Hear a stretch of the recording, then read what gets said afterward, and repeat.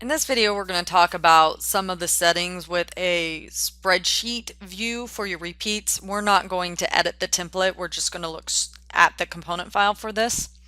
So if you haven't already, go ahead and launch your library. We're going to be working with a separation agreement, which you've already worked with in the past. We'll select that document. We'll click on Component Manager.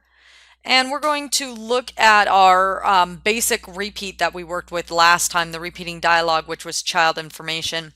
That dialog should already be a spreadsheet. If you don't remember what it looks like, this is what that dialog looks like. Now I just want to talk about some of the settings of this dialog. I did talk a little bit about pros and cons of a spreadsheet already.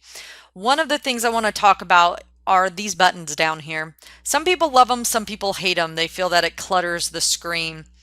And so you may want to hide those buttons. That's this right here, which is hide buttons. So if I click test, you'll notice, voila, they're gone. But don't fret, your user can still add more rows. If I come in here and I'll just do this super fast, you can see how fancy I am with the testing. I'm just using my down arrow.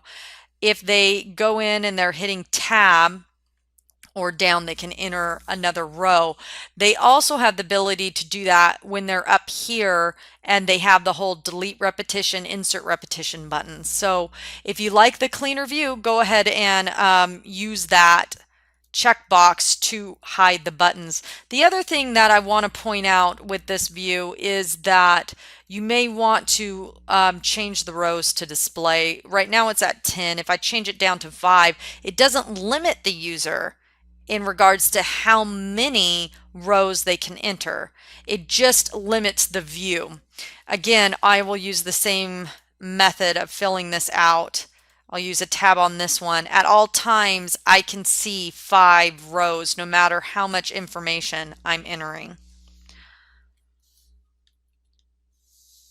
You don't have to really worry about the add button text. It's irrelevant for a spreadsheet. And the title is like any other title for a dialogue.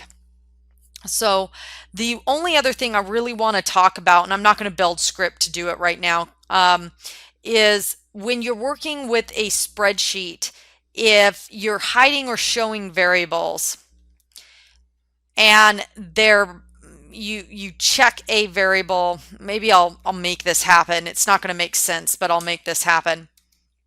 And what HotDocs does is it shows the entire column. So let me just go ahead and do this. Let me hide the emancipation until they answer the birth date. Okay, so if answered child birth date, you should recognize this dialog script from which or similar scripting from watching previous videos. Will then show the emancipation. Now, if I test that, you'll notice I don't see the emancipation. I actually enter a date, I hit tab, I see emancipated. Now, the thing that throws people off about this view is it shows the column no matter what. It has to. It doesn't have the choice of showing it for one or the other. I can come in and click this, but I can't really click into this column completely yet until I get down here. So that can throw things off for people.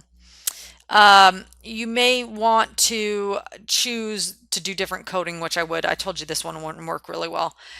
You may not like using a spreadsheet view because of how that works. It may work better for you to choose a repeated series where it works similar to regular dialogue. It can hide and show based off of each dialogue you're in at that point of time, what we call iteration. So each one of these rows is an iteration. And those are the items that I really wanted to just talk to you about in spreadsheet view to customize it. And I hope you enjoyed that and that will help in your programming.